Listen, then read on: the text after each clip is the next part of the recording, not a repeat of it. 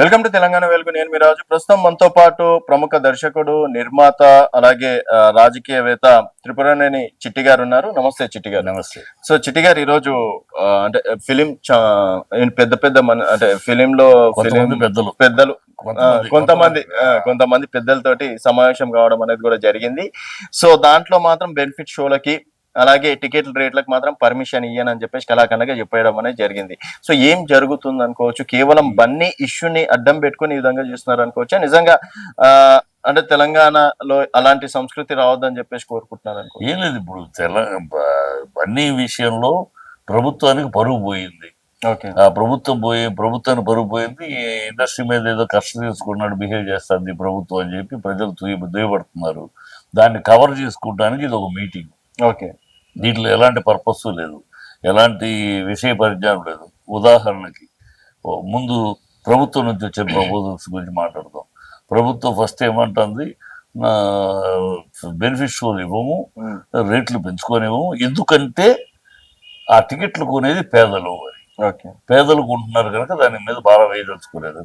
ఒకే సభవే ఆ మాటలు ఒప్పుకుంటాం. మరి అదే నోటితోటి సెజ్ చేస్తామంటారంటే టికెట్లు, ఆ టికెట్లు కొనేది ఎవరు? మీరు సెజ్ టికెట్లు రేటు పెరుగుతుంది కదా, అది కొనేది ఎవరు? ఆ పేదలేక. మరి ఆ పేదలు కొని ఇంకెవరికో పేదలకు ఇస్తారంట.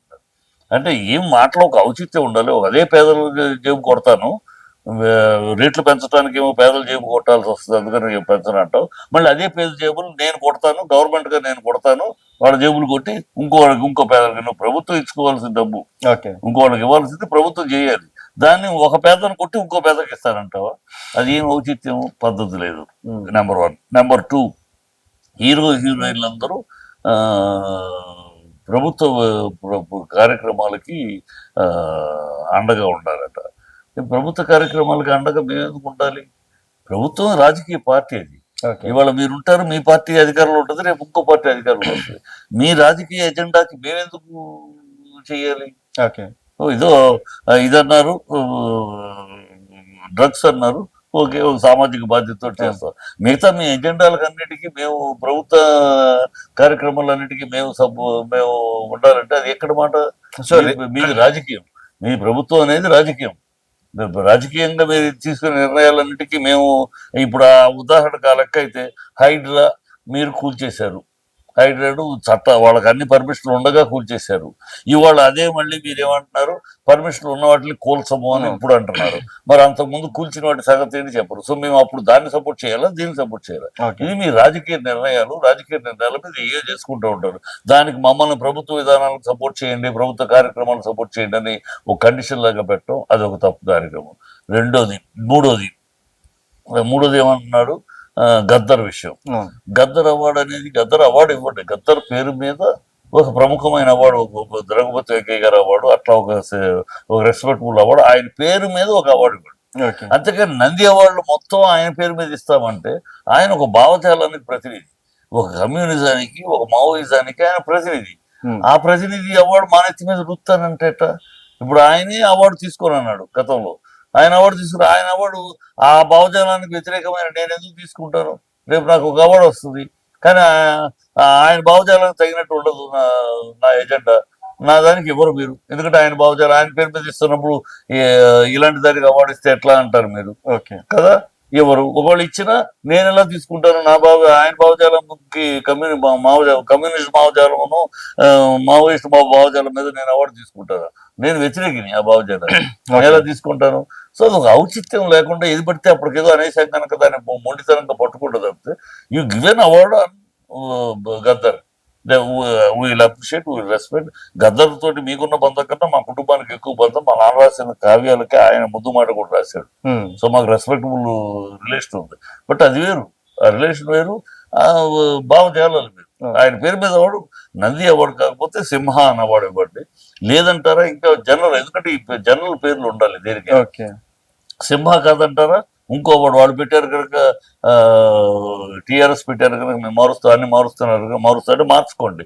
అది కోటి రత్నాలు వీణ తెలంగాణ అని దాశరథి గారు రాశారు, తెలంగాణ కవి, ఆయన రాశాడు. వీణ అవార్డు అని పెట్టండి, రత్నాల వీణ అని పెట్టండి, ఆయన అన్నాడు కదా. సో ఇక్కడ సార్ మీరు చెప్పిన మాటలకి అసలు టాలీవుడ్ కి సంబంధించి కావచ్చు, ఇక్కడ సినీ పరిశ్రమను ఎక్కడ కూడా కించపరచలేదు. ఎందుకంటే స్టార్టింగ్ నుంచి ఆ రోజు పుష్ప 2 కూడా బెనిఫిట్ షోకి పర్మిషన్ ఇచ్చారు, రేట్ల విషయంలో కూడా పర్మిషన్ ఇచ్చారు. ఏ సినిమా విషయంలో కూడా తెలంగాణ ప్రభుత్వం చిన్న చూపు చూపలేదు. సో ఆ ఇన్సిడెంట్స్ అయ్యింది కాబట్టి రద్దు చేస్తూ ఉంటున్నారు. ఇక్కడ ఇన్సిడెంట్ అవ్వబట్టు రద్దు చేస్తే ఇది అసలు ఇన్సిడెంట్ అవడానికి ముందే ఇవ్వద్దు, పర్మిషన్ ఇవ్వద్దని అడిగాం కదా మా లాంటి వాళ్ళు. వినతి పత్రం ఇచ్చాం కదా కోమటిరెడ్డికి. ఆ రోజు ఎందుకు అరెస్ట్ చేశారు? ఇవాళ జరిగిన తర్వాత మేము ఇవ్వమనేది మాట. ఆ రోజే 1వ తారీఖే వినతి పత్రం మీకు ఇవ్వడం జరిగింది, మీరు అంగీకరించలేదు. అంగీకరించకపోతే 2వ తారీఖు కోర్టులోకి వెళ్లాల్సింది. కోర్టులో వెళ్ళాక ఈ నెల 17కి పోస్ట్ పోన్ చేశారు. వాయిదా టైం లేదు, ఈ 2 రోజుల్లో మనం నిర్ణయం తీసుకోలేము కనుక 17 తర్వాత కూలంకషంగా దాని మీద చర్చిస్తామని జడ్జి అన్నారు. అని 17 అన్నారు. 17 నుంచి వాయిదా పడింది, అది కోర్టులో ఉంది. కనుక మీరు ఆ రోజు మీకు విజ్ఞత లేదు ప్రభుత్వానికి, ఇలాంటి వద్దండి అంటే వినకుండా ఇచ్చారు. ఇవాళ ఏదో మాట్లాడేస్తున్నారు దానికి పెద్ద సుధపోసులాగా. ఇవన్నీ అంటే కరెక్ట్. మీరు అంటే మీ మాటలు చెప్పబట్టి మీరు బెనిఫిట్ షోలకి రేట్లు పెంచుకోవడానికి మీరు సపోర్ట్ చేస్తున్నారా ఏంటి? నేను బెనిఫిట్ షోలకు సపోర్ట్ చేయట్లేదు, వద్దని. ఆ కూటమిలో నేను కూడా బెనిఫిట్ షోలు వద్దని, రేటు పెంచుకుంటానికి అవకాశం ఇవ్వండి కావాలంటే. ఇది 1 వారం రోజులు 10 రోజులు వాళ్ళే బాగుంటే కంటిన్యూ చేసుకుంటారు. లేకపోతే అనేక సినిమాలు రేట్లు పెంచుకుని రిలీజ్ అయ్యి మళ్ళీ తర్వాత మామూలు రేట్లకి అమ్ముతున్నాను వాళ్ళే అనౌన్స్ చేసుకున్నారు. అది కుదిరితే చేసుకుంటారు, లేకపోతే లేదు. అది రేట్లు అనేది ఎవడో గొల్ల ఉన్నాడు కొనుక్కుంటాడు, అంతేకాదు అందరూ వెళ్ళరు. సో రేట్లు పెంచుకుని మొదటి 2-3 రోజులుగా ఇస్తే చేసుకుంటారు. అంతవరకు బెనిఫిట్ షోలు అనేది బ్లాక్ మార్కెట్. ఒక థియేటర్ దగ్గర ఒక టికెట్ బ్లాక్ లో అమ్మితే జైల్లో వేస్తారు. అదే మరి 150 రూపాయల టికెట్ 1300కి 2000కి అమ్ముతూ ఉంటే ఎలా? అది బ్లాక్ మార్కెట్ కి బ్లాక్ గా అమ్ముకొని పర్మిషన్ ఇస్తున్నారు లీగల్ గా. ఇది దౌర్భాగ్యము. ప్రీమియర్ షోలు మిడ్ నైట్ షోలు ఇయ్యద్దు. ప్రీమియర్ షోలు పెట్టేసి ఒక టెన్షన్ అనవసరంగా క్రియేట్ అవుద్ది. ఏదో సినిమా చూడకపోతే చచ్చిపోతాం అంత ఫీలింగ్ టెన్షన్ క్రియేట్ చేస్తారు. ఈ దరిద్రం వద్దు. మిగతా రాష్ట్రాల్లో లేదు, మన రాష్ట్రంలో ఈ దరిద్రాన్ని వద్దు మొదటి నుంచి వ్యతిరేకిస్తున్నారు అలాంటి వాళ్ళు. అది దాని వరకు మీరు ఇక్కడ చూసుకున్నట్టయితే కొంతమంది సినీ పెద్దలకు మీరు కూడా వ్యతిరేకంగానే ఉన్నారన్నమాట. నేను కేవలం రేట్లు పెంచుకుంటాం వరకు నేను ఒక లెవెల్కి ఓకే, పెద్ద కాస్ట్లీ పెట్టి తీశారు కదా. ఇంకోటమ్మా, బేసిక్ గా మీరు కాస్ట్లీకే పెట్టి కాస్ట్లు ఖర్చు పెట్టి తీసామంటే ఎవరి కోసం తీశారు? మీ వ్యాపారం కోసం తీశారు, అంతే కదా. మిమ్మల్ని ప్రేక్షకులు ఏమన్నా ఖర్చు పెట్టి తీయండి, హాలీవుడ్ స్టంట్ మాస్టర్ తోటి తీయండి అని అడగల. వాళ్ళు మంచి సినిమా ఇవ్వండి అని అడుగుతారు. మంచి సినిమా ఎంత ఖర్చు పెడితే మంచి సినిమా అని గ్యారంటీ ఏమన్నా గీత ఉందా? ఎంత ఖర్చు పెడితే మంచి సినిమా, ఎంత ఖర్చు పెడితేనే ఉందా? ఖర్చు అంటే అట్లా చేయడం వల్లనే కదా సార్ ఈ రోజు హాలీవుడ్ రేంజ్ లో కూడా మన తెలుగు సినిమాలు ఆస్కార్స్ అవార్డులు చేయబట్టి కదా ఇంటర్నేషనల్ మార్కెట్. ఇంతకు ముందు ఆంధ్ర తెలుగు రాష్ట్రాలు తెలుగు సినిమా ఎక్కడ ఆడేది? ఇవాళ దేశం అంతా ప్రపంచం అంతా ఆడుతుంది కదా, మీకు ఆదాయం వస్తుంది కదా. ఉన్న మేము ఖర్చు పెడతా ఉంటే ఏదో ఇక్కడే వస్తుంది కాదు కదా. మేము మొత్తం ఇది అది పెంచబట్టే పెరగబట్టే మీరు తీయగలుగుతున్నారు. దేశమంతా ప్రపంచం అంతా 12,500 థియేటర్లు వాళ్ళు రిలీజ్ అయింది. మాట్లాది షారూక్ ఖాన్దే 500 థియేటర్లు, ఇది 12,500 థియేటర్ రిలీజ్ అయింది ఈ సినిమా పుష్ప 2. మరి మాటలో అంత రిలీజ్ అంత కలెక్షన్ ఉన్నప్పుడే కదా మీరు ఖర్చు పెడతారు. ప్రేక్షకుల మీద బాగుతానంటారేంటి? ప్రేక్షక దేవుడు మీరు ఖర్చు పెడితే ఎవరి కోసం? ప్రేక్షకులు ఏమన్నా ఖర్చు పెట్టండి అహో మేము చూస్తామనలా, మంచి కంటెంట్ ఇవ్వండి చూస్తామన్నారు. ఈ ఖర్చు పెట్టామని అలాగైతే ఇదే లాజిక్ వాడితే ఖర్చు పెట్టాం కనుక మాకు పెంచండి అని అడిగితే, మేము తక్కువలో తీసాం చక్కగా తీసాము, ఎక్కువ ఖర్చు పెట్టకుండా మంచి సినిమా తీసాం మాకు తగ్గించండి అని నాకు అడిగే హక్కు లేదా? ఉంది కదా. మరి నేను అడిగితే తగ్గిస్తారా? నేను మంచి సినిమా తక్కువలో తీస్తాను, నాకు ట్యాక్స్ అంతా తీసేయండి, ట్యాక్స్ ఎగ్జంప్షన్ ఇచ్చేయండి, ఇస్తారా? ఈ లాజిక్ తప్పు లాజిక్ కదా. మేము ఖర్చు పెట్టాము తీసుకోండి అంటే ఏమన్నాడు, నేను ఎవడో ఖర్చు పెట్టమన్నాడు, నీ దూరకు నువ్వు ఖర్చు పెట్టుకుని ఎంత ఖర్చు పెడితే హాలీవుడ్ స్టాండర్డ్ సినిమాని లెక్క ఉందా? ఏమన్నా 100 కోట్లు ఖర్చు పెట్టచ్చు, 1000 కోట్లు ఖర్చు పెట్టచ్చు. హాలీవుడ్ స్టాండర్డ్ మేము ఆ లెవెల్లో తీస్తామని తీయండి, దానికి తగినట్టు మార్కెట్ ఉంది. మార్కెట్ లేకపోతే కాదు కదా. మార్కెట్ లేదంటే మేము ఇంత సినిమా తెలుగు జాతి యొక్క గౌరవాన్ని పెంచడం కోసం ఇంత ఖర్చు పెట్టి తీసాము, కానీ మా మార్కెట్ ఇక్కడే ఉంది అని అంటే అనొచ్చు. కాదే, మీ మార్కెట్ దేశం అంతా వెళ్ళింది కదా, ఎల్లబట్టే కదా తీయగలుగుతున్నారు. ఈ లాజిక్ అర్థపద్ధతి లాజిక్ ఇది. సో ఇప్పుడు ఈ రోజు మీరు మనం ప్రస్తావించే దాంట్లో గవర్నమెంట్ కి మీరు సపోర్ట్ చేస్తున్నట్ట? గవర్నమెంట్ ని నేను సపోర్ట్ చేయట్లా. అంటే ఈ ఒక విషయంలో నేను రేట్లు పెంచుకుంటానికి ఇస్తే మంచిది అని కోరుకుంటున్నాను, కానీ ఆ బెనిఫిషియల్ అయ్యి నేను కాదు. రెండోది గవర్నమెంట్ గద్దర్ విషయంలో నేను వ్యతిరేకిస్తున్నాను. ఓకే. గవర్నమెంట్ శాసించటాన్ని వ్యతిరేకిస్తున్నాను. మీరు మా కార్యక్రమాలన్నిటికీ ప్రభుత్వ కార్యక్రమాలు సహకరించాలి. మీ ప్రభుత్వ కార్యక్రమాలు రాజకీయపరమైనవి, దానికి మేము సహకరించాలి, మేము ప్రమోట్ చేయాలంటే కరెక్ట్ కాదు అది. మీరు డ్రగ్స్ కి అన్నారు, డ్రగ్స్ కి ఏదో మా వాళ్ళు చేస్తానే ఉన్నారు, అంతవరకు ఓకే. డ్రగ్స్ వరకు ఆ హీరోతో మొన్న అర్జున్ చేసి ఇచ్చాడు, అట్లా చేసిస్తారు, అది పెద్ద విషయం కాదు. కాకపోతే మీరేమన్నారు, కులగణనకి మీరు ప్రమోట్ చేయాలి. కులగణనకి మేము ఎందుకు ప్రమోట్ చేయాలి? కులగణన ఈజ్ నాట్ నేషనల్, మీ పార్టీ రాజకీయ ఎజెండా అది. మీరు చేసు కాంగ్రెస్ యొక్క ఎజెండా అది. బీజేపీ వ్యతిరేకిస్తోంది, బీఆర్ఎస్ వ్యతిరేకిస్తోంది. మీకు రాజకీయ ఎజెండాకి మమ్మల్ని ప్రాపగాండా చేయమంటారు ఏంటి? అవి రెండు కూడా సపోర్ట్ చేస్తున్నాం sir, BJP BRS BJP support చేయలేదే. బీజేపీ కులగణాన్ని సపోర్ట్ చేస్తుంది. వీళ్ళు చెప్తున్న పద్ధతులు కాదు, దాని మార్పులు అడుగుతారు. సో మీరు మీ పద్ధతిని నేను సపోర్ట్ చేస్తే మిగతా రాజకీయ అంశం. నేనేదంటే కులగణం కూడా అది రాజకీయ అంశం, అదేమి దేశ విధానం కాదు, రాజకీయ అంశంగా మీరు లేపుతున్నారు. గతంలో మండల్ అని తీసుకొచ్చారు వీపీ సింగ్ పీరియడ్ లో, అట్లాగే మీరు రాజకీయ అంశం ఇది. రాజకీయ అంశం మీరు చేసుకోండి, రాజకీయ అంశంలోకి మమ్మల్ని ఎందుకు లాగుతారు? ఓకే, అంటే సినీ పరిశ్రమకి మీ మాటల ప్రకారం సినీ పరిశ్రమకి ఇక్కడ అధికారంలో ఉన్న ప్రభుత్వానికి అసలు సంబంధమే ఉండదు, ఇద్దరు ఎడమొహం పెడమొహం మీరు చెప్పేది అట్లే ఎడమొహం పెడమొహం. మీ రాజకీయ ఎజెండా మీది, మా సినిమా మాది. మీ రాజకీయ ఎజెండా కోసం మా సినిమా ఒకరినొకరు పరస్పరం సహకరించుకుంటేనే కదా అయ్యేది. ఎందుకు పరస్పరం మాకు సహకరిస్తున్నారు? మీరు సహకరిస్తున్నాం కదా, మొన్నటి వరకు ఆ ఇన్సిడెంట్ జరిగినంత వరకు సహకరిస్తూనే ఉన్నాం కదా. ఆ ఇన్సిడెంట్ జరిగి ఏం సహకరించారు? అమ్మా చిన్న సినిమాలకు 12 థియేటర్లు, వారానికి నెలకు 12 వారాలు, సంవత్సరానికి 12 వారాలు థియేటర్లు కావాలని అడిగాం. ఇది సహకరించిందా? చిన్న సినిమాలకి సబ్సిడీలు ఇవ్వమన్నా సహకరించిందా? ట్యాక్స్ ఎక్సెప్షన్ ఏమన్నా అవార్డు సినిమాలకు సహకరించిందా? ఎన్ని ముందే సహకరించి నోటి మాటకి ప్రాక్టికాలిటీకి ఏంటి చూడాలి. ప్రాక్టికల్కి ఏం సహకరించారు? ఈ రేట్లు 8 జీవోలు ఇచ్చారు. 8 జీవోలు ఇచ్చింది అన్ని ఇట్లకే రేట్ల గురించే కదా. ఇంకేం జీవోలు ఇచ్చారు మీరు? చిన్న సినిమాలు బతికించడానికి అడుగుతున్నా అయ్యో అని థియేటర్ల మీద, యాజమాన్యం మీద, ఎగ్జిబిటర్స్ మీద ఆన్సర్ తీసుకొచ్చారా? తమిళనాడులో జైలు తీసుకొచ్చింది. అలా మీరు చేయగలుగుతున్నారా? మీరు చేయరు. ఎందుకంటే వాళ్ళ దగ్గర నుంచి మీకు మ్యాటర్స్ కావాలి. అయితే సార్ ఇప్పుడు ఇక్కడ ఇంకో ప్రధాన అంశం తెరపైకి వస్తుంది ఏంటంటే, ఒక కాంగ్రెస్ ఎమ్మెల్యే కావచ్చు, ఒక ప్రొఫెసర్ గారు కూడా వారి పేరు ప్రస్తావించాను కానీ, సో ఇక్కడ నుంచి పరిశ్రమ అనేది, ఆంధ్ర పరిశ్రమ అనేది, ఈ పరిశ్రమను వెంటనే అంటే ఆంధ్రప్రదేశ్కి వెళ్ళిపోవాలి, అయితేనే ఇక్కడ తెలంగాణ కళాకారులకు, దర్శకులకు, నిర్మాతలకి, హీరోలకు అవకాశాలు వస్తాయి అంటున్నారు. దీన్ని ఏకీభవిస్తారు? దీన్ని అదే ఎజెండా కనపడుతుంది నాకు. ఏకీభవిస్తారు. ఇప్పుడు కనపడుతున్న రేవంత్ రెడ్డి ఎజెండా అదిగానే ఉంది. ఇక్కడ ఏదో ఈ ఆంధ్ర నుంచి ఇక్కడ ఇండస్ట్రీ తెలుగు సినిమా ఇండస్ట్రీగా ఉంది. ఇక్కడ తెలంగాణ ఇండస్ట్రీ అని లేదు. Telangana industry, Andhra industry separate గా విభజన లేదు. కానీ దీన్ని రేవంత్ రెడ్డి విభజించాలని చూస్తున్నట్టున్నాడు. విభజిస్తే ఈ ఆంధ్ర వాళ్ళు వెళ్ళిపోతారు, అప్పుడు మొత్తం ఇక్కడ ఉన్నాయన్నీ కూడా మన తెలంగాణ నుంచి పైకి రాలేకపోతున్నారు. ఈ ఆంధ్ర వాళ్ళు ఉండటం వల్ల అవార్డులు వచ్చిన వాళ్ళకే వస్తున్నాయి, సూపర్ హిట్లు వచ్చిన వాళ్ళకే వస్తున్నాయి. మన తెలంగాణ నుంచి ఎవరికి రాలేకపోతుంది. రాలేకపోవడానికి కారణం ఈ ఆంధ్రుల యొక్క పెద్ద హ్యాండ్, వాళ్ళ దగ్గర డబ్బులు ఉన్నాయి అని ఒక అపోహలో ఉన్నాడు ఆయన. అపోహలో ఉండబట్టే ఎవరో ఆయనకి ఎంకరేజ్ చేస్తున్నారు, మీరు ఇలాంటి ఇది చేస్తే పోతారు, మిగిలింది ఇండస్ట్రీ మన చేతిలో ఉంటుంది, మనం ప్రమాణంగా తెలంగాణ ఎదుగుద్ది అని కోరుకుంటున్నారు. అలా ఎదగదు. తమిళనాడులో ఎందుకు వచ్చేసాం మేము? ఇలాంటి వివక్షలు చూపించి ఇలాంటి మాటలు మాట్లాడబట్టే తెలంగాణ నుంచి ఇండస్ట్రీ ఇక్కడికి వచ్చేసింది. రేపు మీరు ఇలాగ మాట్లాడితే రేపు ఇండస్ట్రీ అక్కడికి వెళ్ళిపోతుంది. మేము ఎక్కడికి వెళ్తే అక్కడ ఇండస్ట్రీ పెరుగుద్ది. మేము ఉన్న చోటుకి మేము వెళ్తే ఇండస్ట్రీ పెరుగుద్ది తప్పితే ఉన్న చోటు పెరిగిపోతే మేము వెళ్ళడం కాదు. పవన్ కళ్యాణ్ గారు కూడా సపోర్ట్ చేస్తాం, డెఫినెట్ గా వచ్చేయండి అని చెప్పేసి అంటున్నారు కదా. అవును, పవన్ కళ్యాణ్ కోరుకుంటాడు. ఎందుకంటే అక్కడ ఆ రాష్ట్రం ఉప ముఖ్యమంత్రి చంద్రబాబు అడుగుతున్నాడు రండి అని, ఎవరు రావట్లేదు. నేను ఎప్పటి నుంచో ఒక ప్రపోజల్ చెప్తున్నాను, ఈ గొడవ లేకుండా ఉండడం కోసం ఒక ప్రపోజల్ చెప్తా ఉన్నాను ప్రభుత్వానికి. ఎఫ్డిసికి, ఆంధ్ర ఎఫ్డిసికి మనాడు ఉన్నాడు కూడా, పోసారి కృష్ణములు ఉన్నప్పుడు కూడా, విజయ్ చంద్ర గారు ఉన్నప్పుడు కూడా ప్రపోజల్ చెప్పారు. అయ్యా మీరు ఒక రిక్వెస్ట్ చేయండి, హీరోలందరినీ ఒక రిక్వెస్ట్ చేయండి. ఎందుకంటే మనము ఆంధ్ర వాళ్ళ ప్రేక్షకుల సొమ్ము కూడా తింటున్నాం. మనం తినే ప్రతి ముద్దలో ఆంధ్ర వాళ్ళ ప్రేక్షకుల సొమ్ము కూడా ఉంది కనుక హీరోలందరినీ రిక్వెస్ట్ చేయండి.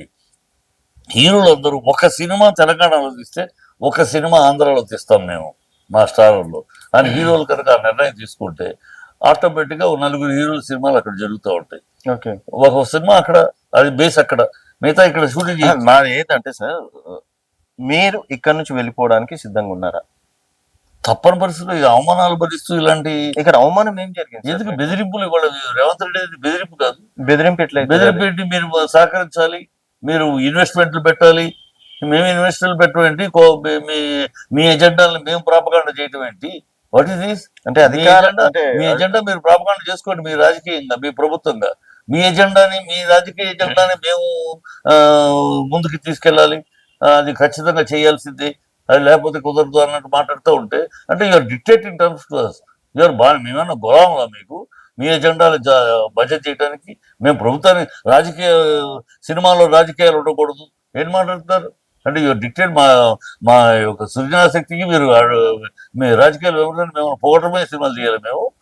అవును సార్, ఇప్పుడు మనం ఏమన్నాం, ఒకటి గద్దర్ అవార్డులు ఇస్తామని చెప్పేసి అన్నాము. ఈ డ్రగ్స్ కి సంబంధించి సామాజిక స్పృహ అనేది ఉండాలి కాబట్టి దాంట్లో సపోర్ట్ చేయండి.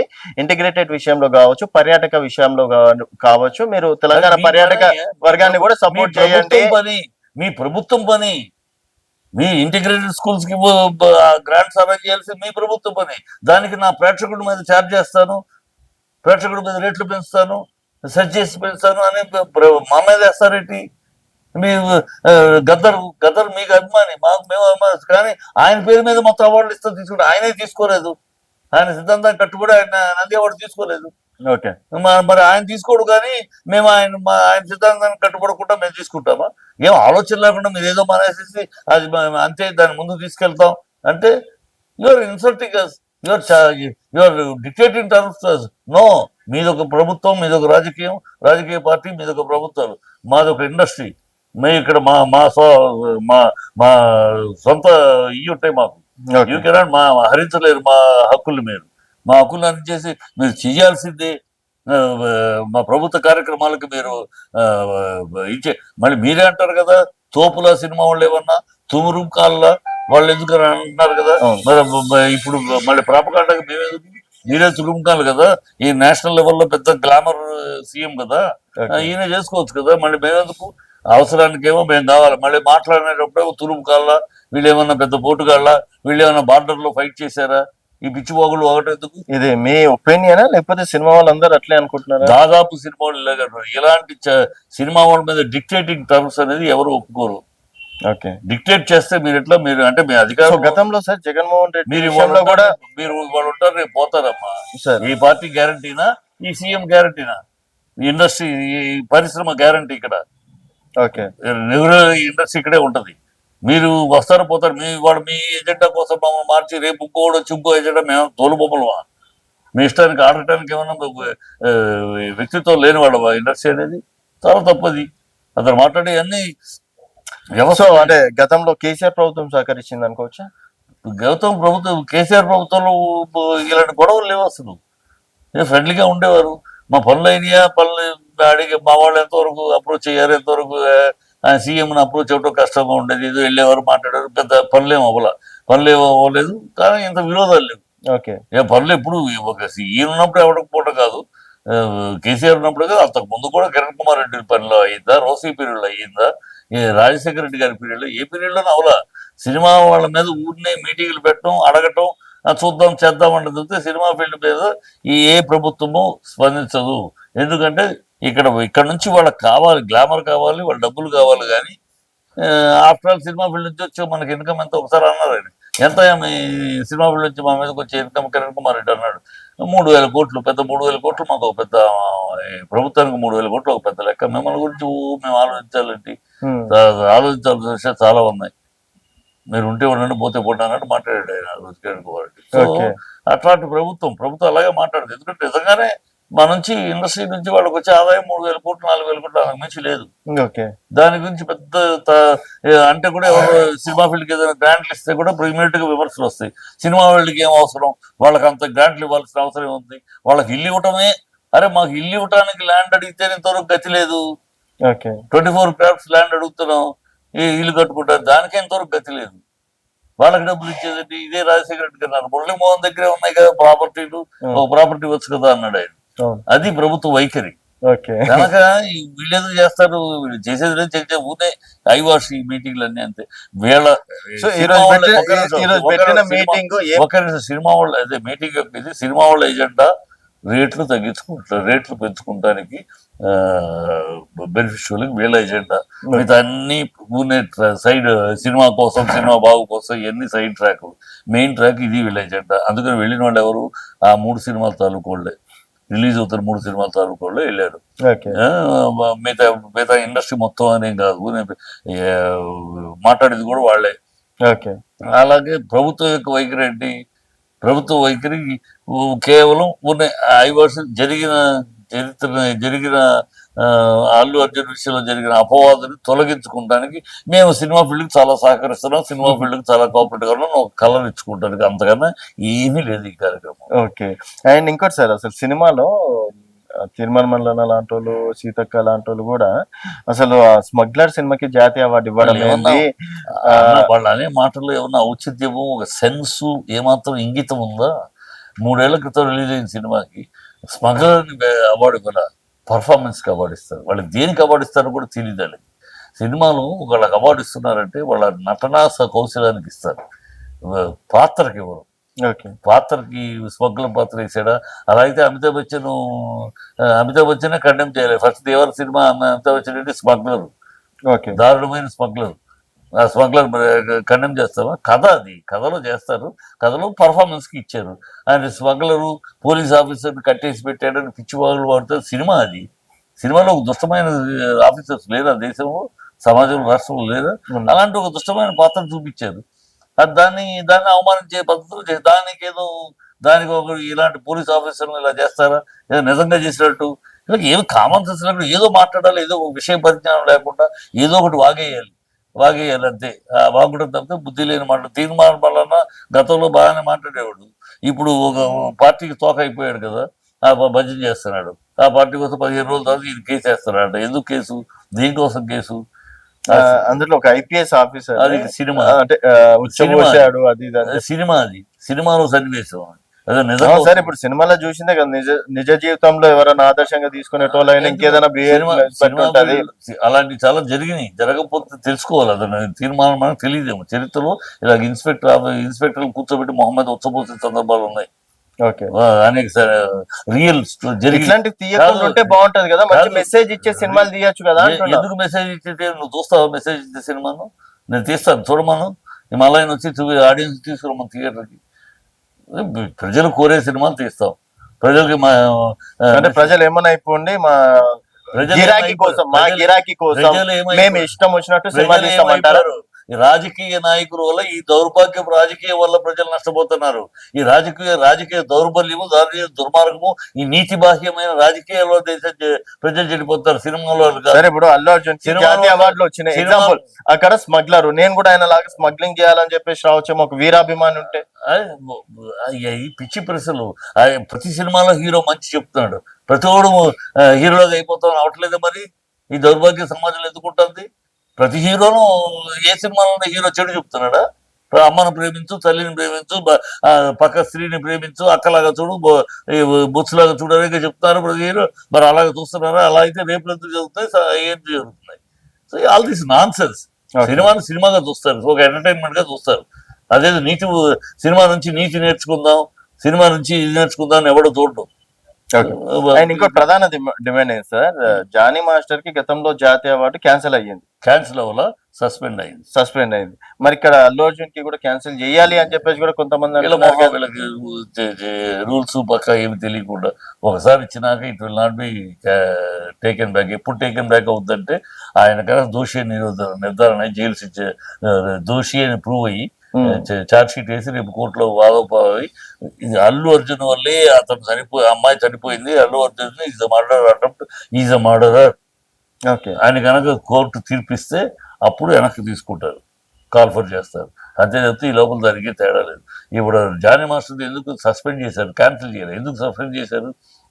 అది కోర్టులో తీర్పులో అతను దోషి అని ప్రూవ్ అయితే ఎవరైనా, అది కాదు అది నిర్దోషి అని ప్రూవ్ అయితే తర్వాత ఒక ఎగ్జిషన్ అప్పుడు ఇస్తారు. దానికి చట్టం ఉంది, ఒక రూల్ ఉంది. ఎందుకు ఊరిని ఇష్టానికి వచ్చినట్టు క్యాన్సిల్ చేయటం చేయరు. దానికి ఒక పద్ధతి ఉంది. ప్రెసిడెంట్ ఆఫీస్లో జరిగే ఫంక్షన్ ఉంది, ప్రెసిడెంట్ చేతుల మీదుగా ఇచ్చే అవార్డు. కనుక దానికి ఒక అలాంటి దానికి ఎందుకు అంటే ఇలాంటి నేపథ్యంలో ఉన్నప్పుడు పద్మశ్రీ అవార్డు కూడా వెనక్కి ఇవ్వమని అడిగారు. ఒకసారి గుర్తుందా మీకు? ఎవరు మనాటి బ్రహ్మానందాన్ని, మోహన్ బాబుని వెనక్కి ఇవ్వమని అడిగారు. ఎందుకు అడిగారు? వీళ్ళు టైటిల్స్ లో పద్మశ్రీని వేసుకున్నారు. పద్మశ్రీ సినిమా అనేది వ్యాపారం, ఆ వ్యాపార సంస్థలకు ఉపయోగపడేలా పద్మశ్రీని వాడకూడదు అనేది ఇది మన వాళ్ళకి పాపం తెలియక పద్మశ్రీ వేసుకున్నారు. దాని మీద సమన్లు పంపించారు. వీళ్ళు మళ్ళీ ఎక్స్ప్లెనేషన్ ఇచ్చుకున్నారు, మాకు తెలియదు. దాంతో రీటైన్ చేసి లేకపోతే తీసుకెళ్ళిపోయారు. సో ఇట్లా కొన్ని చట్టాలు ఉన్నాయి, అది తెలియకుండా ఇవో వాగుతూ ఉంటారు వీళ్ళు. తెలియదు సగం అర్ధజ్ఞానంతో అజ్ఞానంతో వాగుతూ ఉంటారు. Okay sir. సో మొత్తానికి ఇప్పుడు అంటే ఇన్ ఫ్యూచర్ ఇక్కడ తెలంగాణ ప్రభుత్వానికి సినిమా రంగానికి మంచి సంబంధాలు ఉంటాయి అనుకోవచ్చు. ఖచ్చితంగా మంచి సంబంధాలు ఉంటాయి. మరి రేవంత్ రెడ్డి శాశ్వతం కాదు కదమ్మా. ఇతను ఏదో ఇప్పుడు దిల్ రాజుని ఫిలిం సంబంధించి డెవలప్మెంట్ కార్పొరేషన్ చైర్మన్ చేశారు కదా. ఏముంది ఫిలిం డెవలప్మెంట్ కార్పొరేషన్ గతంలో లేదా, ఇవాళ కొత్తగా పుట్టించలేదు కదా. తెలంగాణలో ఫిలిం డెవలప్మెంట్ కార్పొరేషన్ మొత్తం ఇంతకుముందు రామ్మోహన్ రావు గారు ఉండేవారు. ఎప్పటి నుంచి ఉంది. అది చేయగలిగింది ఏమిటి, వనరులు ఏంటి, ఇది క్వశ్చన్ మార్కు. దానికి ఏ ప్రభుత్వం వనరుల సహకారం చేయదు. కనీసం ఫుల్ స్టాఫ్ పెట్టుకుంటానికి కూడా చేయదు. అది ఇంతవరకు ప్రభుత్వాలు అంతే. ఈ ప్రభుత్వం ఏమైనా చేస్తేమో చూద్దాం, లేదా దిల్రా తన డబ్బే పెట్టుకుని చేస్తాడేమో చూడాలి. అంతే చెప్తే ఇది కొత్తగా కనిపెట్టినవి కాదమ్మా రేవంత్ రెడ్డి. ఇవన్నీ రొటీన్గా ఉన్నాయి. గతంలో బోసాని కృష్ణమురళి అక్కడ చేశాడు, అంతకుముందు విజయ్ చంద్ర చేశాడు. ఇప్పుడు తెలంగాణలో ఈయన పెట్టారు. ఇంతకుముందు రామ్మోహన్ రావు ఉంటారు, ఈయన ఉన్నాడు. అదే పెద్ద విశేషం ఏం కాదు. అది ఆటోమేటిక్గా చేసి ఆయన సమన్వయకర్తగా తెలంగాణ వాడు కనుక ఏదో రెడ్డి ఆయన రెడ్డి కదా. సో రెడ్డి పాయింట్ మీద కొంచెం బాగుంటుందని పెట్టుకుని ఉంటాడు అంతే. Okay sir. So thank you so much. ఇదే చిట్టి గారితో స్పెషల్ ఇంటర్వ్యూ. మరొక కేసుతో మళ్ళీ కలుద్దాం. చూస్తూనే ఉండండి తెలంగాణ వెలుగు.